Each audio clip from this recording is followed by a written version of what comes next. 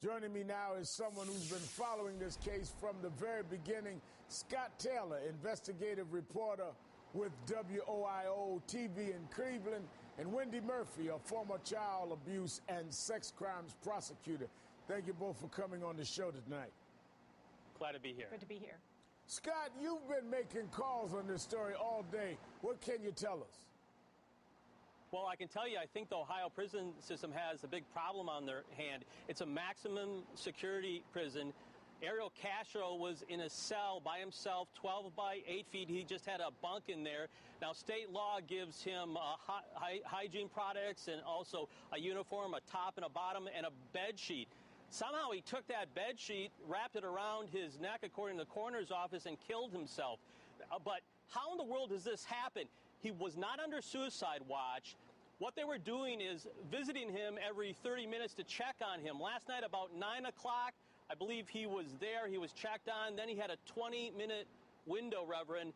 And this is where things get really strange. You know, this guy is a master manipulator.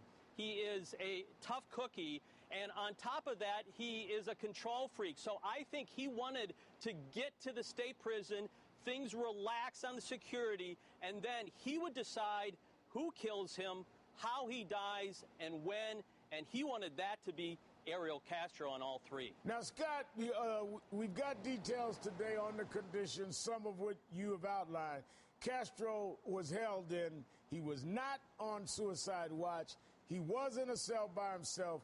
Guards made rounds every 30 minutes.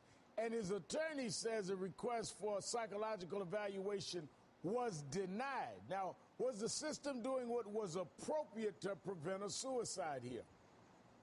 Well, I would think that a judge, a court, would put some type of psychological test with them, though you saw in court during his sentencing, the judge believed that he was sane.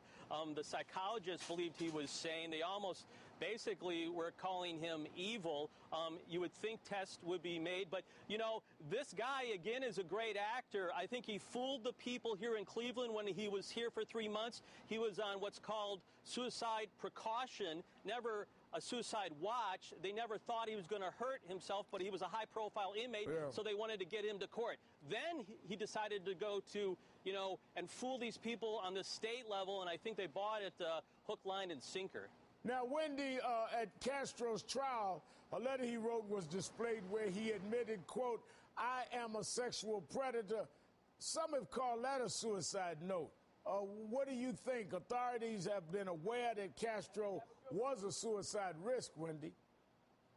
Yeah, I mean, back in June, he was being treated as a prisoner at risk for suicide. And remember, that was before he was found guilty and put on display for the entire world to watch when he made those wild remarks in court and was found guilty of being a monster no matter what he said. You would think that if he was on suicide watch in June, that it would have been an even greater risk after he was found guilty and sent off to prison. Something doesn't seem right here. And as I don't feel bad for the guy, frankly, after that performance in court in early August, if I can speak for most people in this country, I would have kicked him in the perverted man parts myself and knocked the guy dead if I could have, because that's how angry I felt. But it's different when you are in state custody. The government owns you, and they have a special duty to protect you. So I'm still suspicious. I'm dubious that we've heard the whole story yet. Look, maybe he did want to die. He didn't strike me as a guy who felt so bad. He struck me as a guy who couldn't have cared less about anybody, especially his victims. And that's not really the type who you think is going to kill himself. Now, whether somebody else got to him, I don't know. Well, Scott, you're talking about victims. At his sentencing last month, Michelle Knight, one of the women he held captive, had this to say. Listen to this. Death penalty will be so much easier. You don't deserve that. You deserve to spend life in prison. I can forgive you, but I'll never forget. I spent 11 years in hell. Now your hell is just beginning. How devastating is this for the victims, Scott? Well, I think they're quite upset over this. They believed in the justice system. They always said that, listen, we want the justice system to play out. We want this man to go away for the rest of his life. Amanda Berry, Gina DeJesus, Michelle Knight made it very clear they weren't interested in the death penalty. They wanted him to spend the rest of his life in jail, and Michelle made it very, very clear. I'm going to continue to enjoy my life every single day, and while you're in prison, you're going to die a little bit every single day. You know, Wendy, from 2001 through 2011, there were 63 suicides committed at Ohio State prisons. Not a whole lot. And clearly, this had to be probably the most high-profile prisoner they've had since 2001.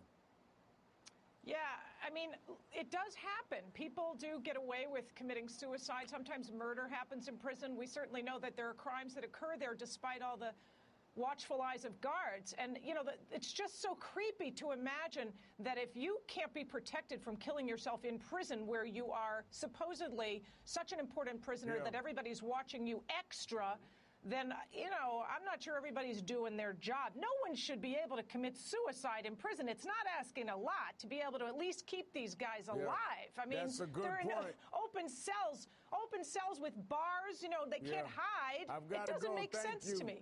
Thank you is a good point. Thank you, Wendy Murphy. Scott Taylor, a gruesome story, but thank you for coming to discuss it.